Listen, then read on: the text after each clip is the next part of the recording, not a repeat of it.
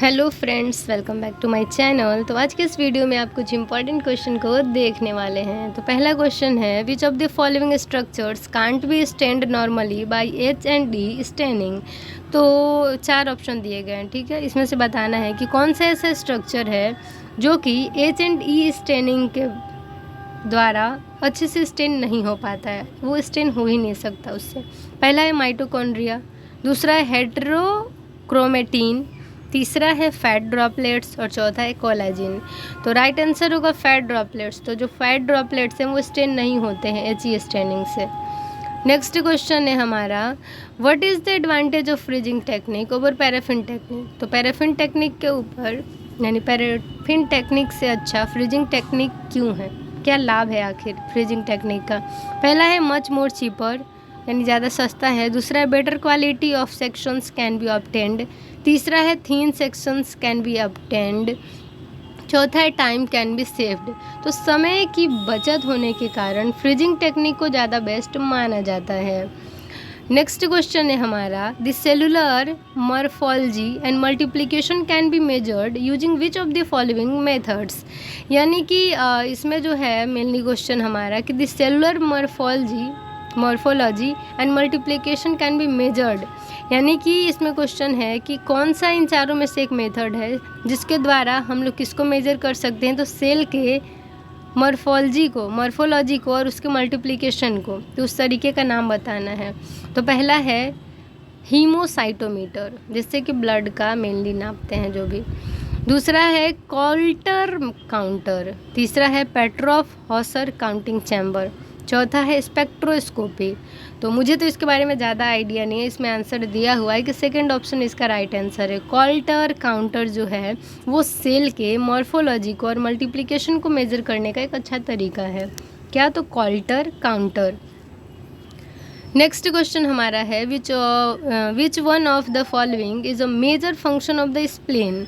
तो स्प्लीन का एक अच्छा सा आपको जो है फंक्शन बताना है, जो कि जो उसका मोस्ट इम्पॉर्टेंट फंक्शन है वो इसमें चारों ऑप्शन में से आपको बताना है। पहला है removal of the nucleus from red cells release from the bone marrow, दूसरा है production of neutrophil for release into the circulation, तीसरा है storage of blood cells which can be released at any time 8 times of physiological stress, चौथा option है generation of humoral antibody immune response to encapsulated bacteria.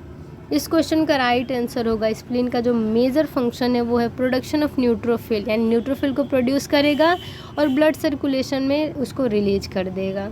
ठीक है, याद कर लीजिए, spleen का फंक्शन है न्यूट्रोफिल को रिलीज करना, प्रोड्यूस करना और उसको रिलीज करना सर्कुलेशन में। नेक्स्ट हमारा क्वेश्चन है, विच of the following is most essential in case of blood coagulation. Blood coagulation के केस में सबसे इम्पॉर्टेंट क्या है। तो पहला है आरबीसी, दूसरा ऑप्शन है WBC, red blood cells, white blood cells. Red blood cells को इरेथ्रोसाइट कहते हैं, वाइट ब्लड सेल्स को ल्यूकोसाइट कह सकते हैं, तीसरा है प्लेटलेट्स जिसे आप थ्रोम्बोसाइट्स के नाम से भी जानते हैं, चौथा है लिम्फ। राइट आंसर होगा इस क्वेश्चन का थर्ड ऑप्शन, प्लेटलेट्स जिसे आप थ्रोम्बोसाइट्स भी कहते हैं। नेक्स्ट क्वेश्चन है, before transfusion which one of these infectious agents is not tested for in blood products, यानी ब्लड प्रोडक्ट्स हैं, ठीक है, ब्लड है।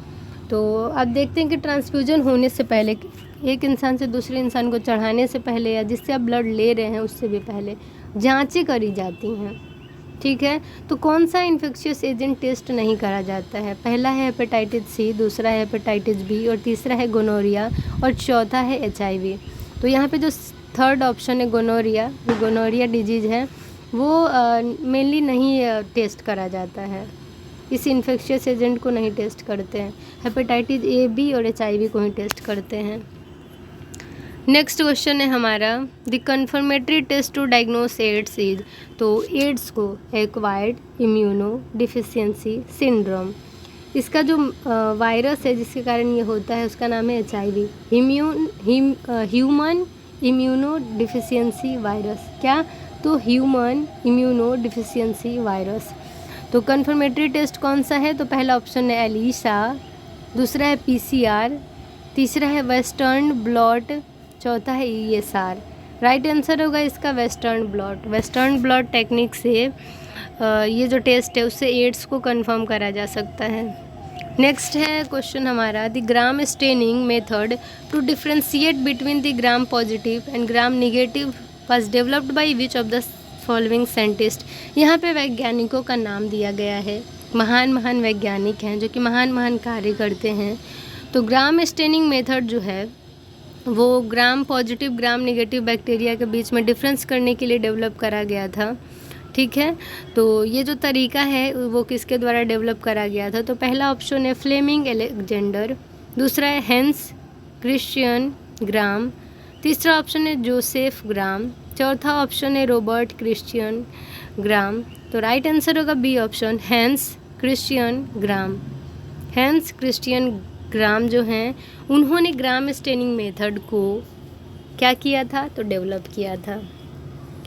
हंस आप याद कर लीजिए, हंस ग्राम, बीच में क्रिश्चियन याद कर लीजिए। तो हंस ग्राम जो हैं उन्होंने ग्राम स्टेनिंग मेथड को डेवलप करा था। नेक्स्ट क्वेश्चन हमारा है, the primary stain of Gram's method is. तो प्राइमरी स्टेन क्या है ग्राम्स मेथड का? पहला है सेफ्रेनिन, दूसरा है ऑप्शन हमारा फिनोल्फथैलिन, तीसरा ऑप्शन है क्रिस्टल वायलेट, चौथा ऑप्शन है मिथाइल रेड। तो इस क्वेश्चन का हमारा राइट आंसर होगा third option, crystal violet. Crystal violet जो है वो प्राइमरी स्टेन है ग्राम्स मेथड का। नेक्स्ट क्वेश्चन है हमारा, crystal violet is a dye used in the gram staining. तो क्रिस्टल वायलेट है एक तरह का डाई जो कि ग्राम स्टेनिंग जो है मेथड उसमें यूज करा जाता है।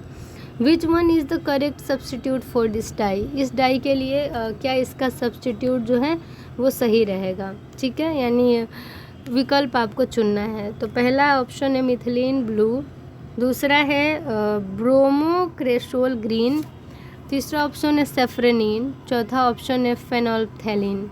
राइट आंसर होगा मिथिलीन ब्लू।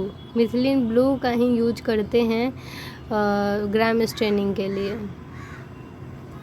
तो इस तरीके से इस वीडियो को यहीं पेंड करते हैं। मैं उम्मीद करती हूँ ये सारे क्वेश्चन आपको एग्जाम्स में बहुत ज़्यादा हेल्प करेंगे। तो thank you for watching my video. Channel पे नए हैं तो चैनल को सब्सक्राइब कर लीजिए और बेल आइकन को प्रेस कर लीजिए ताकि आपको सारी लेटेस्ट वीडियो के अपडेट्स मिलते